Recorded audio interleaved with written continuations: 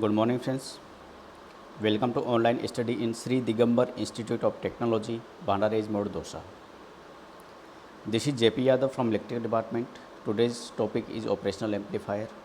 In previous sections, we will discuss about basic of the operational amplifiers, block diagram, and internal structures and characteristics of the amplifiers, operational amplifiers.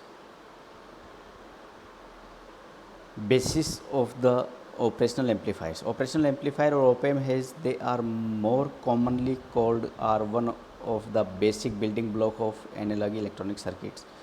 Operational amplifiers are linear devices and have all the properties required to nearly ideal DC amplification and are therefore be extensively in signal condition, filtering or to perform mathematical operations such as add, subtract, integration and differentiation.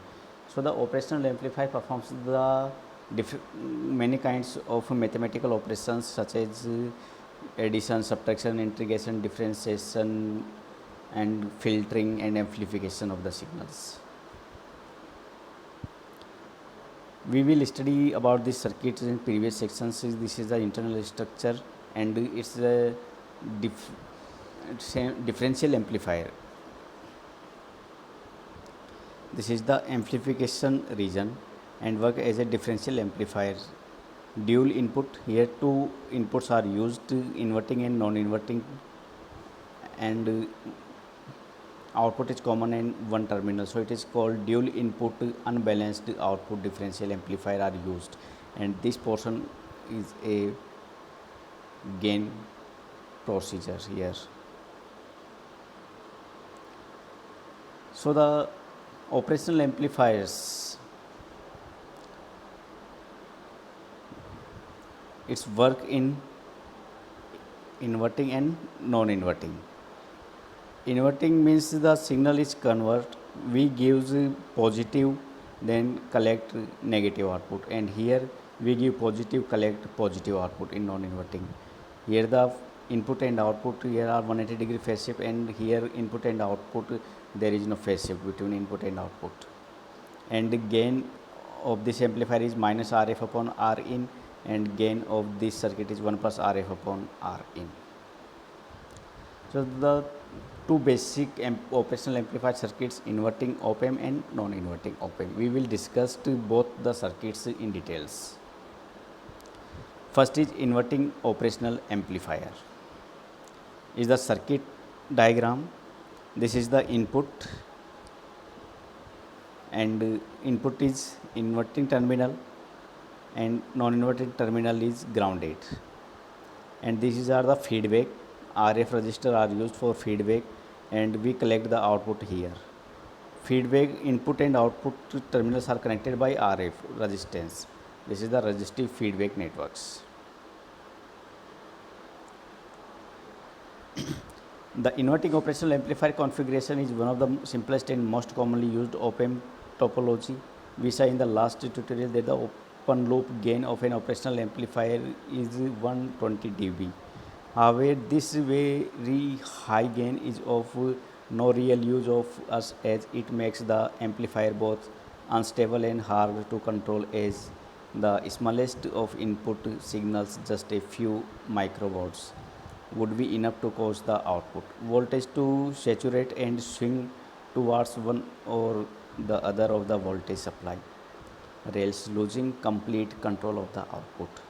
As the open loop DC gain of an operational amplifier is extremely high, we can therefore afford to lose some of this high gain by connecting a suitable resistors across the amplifiers from the output terminals back to the inverting input terminal of both reduce and control the overall gain of the amplifiers.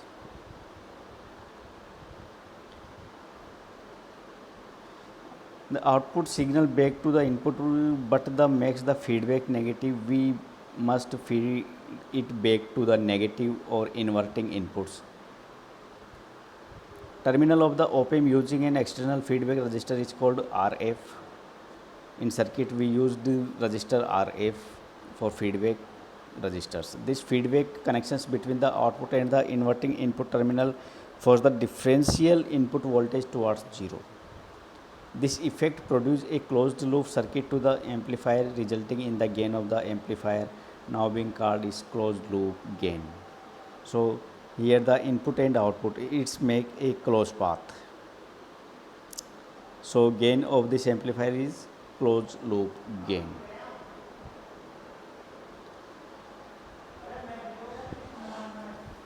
Then a closed loop inverting amplifier uses negative feedback to accurately controls the overall gain of the amplifier, but at a cost in the reduction of the amplifier's gain. This negative feedback results in the inverting input terminals having a different signal on it than the actual input voltage as it will be the sum of the input voltage plus the negative feedback voltage, giving it the level or terms of a summing point. We must therefore separate the real input from the inverting input by using input resistors R in. So these are the input resistance R in, this is feedback resistors, this is input at inverting terminal, and we collect output at here.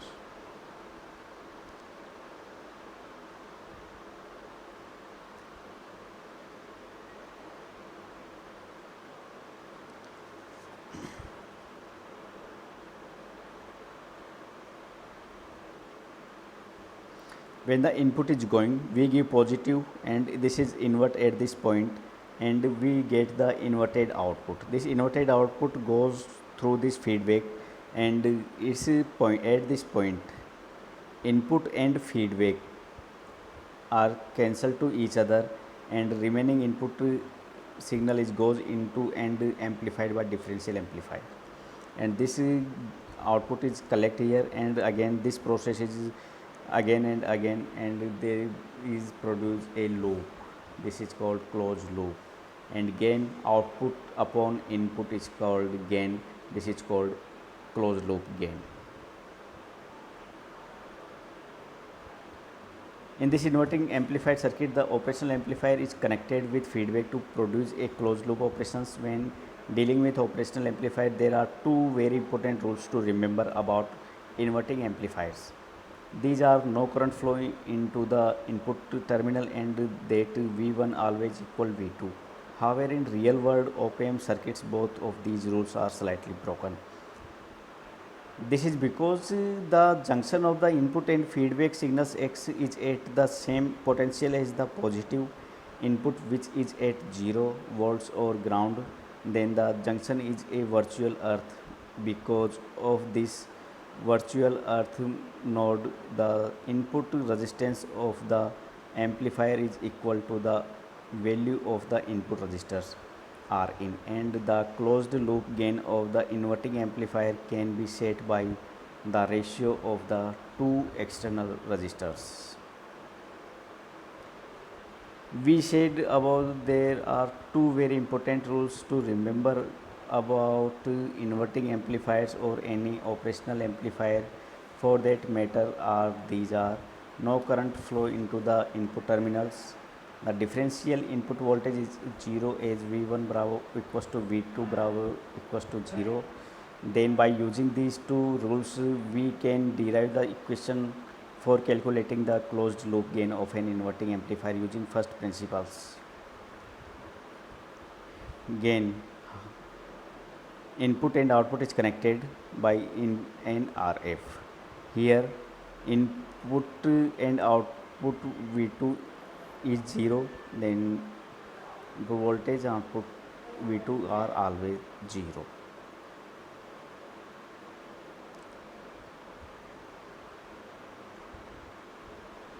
Then the closed loop voltage gain of an inverting amplifier is given as closed loop gain is here V out upon V in minus RF upon R in,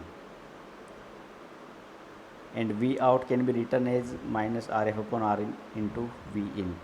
That depends upon the value of RF upon R in. Feedback resistance and input resistance value defines the value of gain.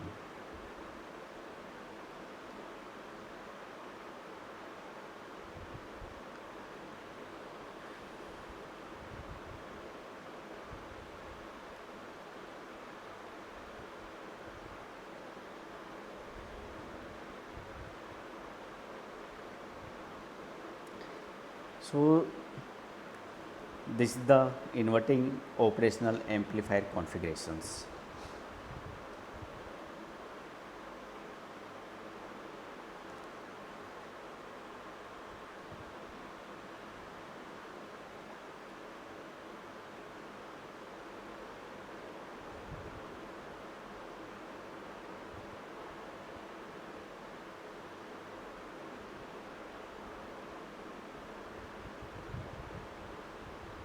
Input is inverted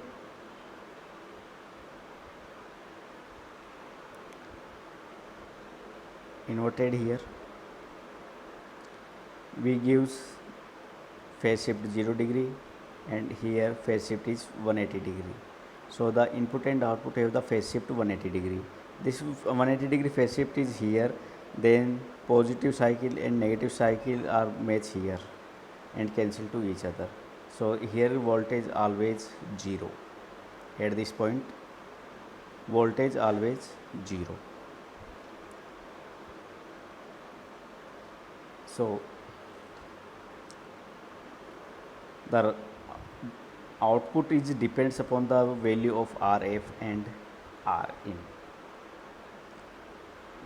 So V out equals to minus RF upon Rin into V in.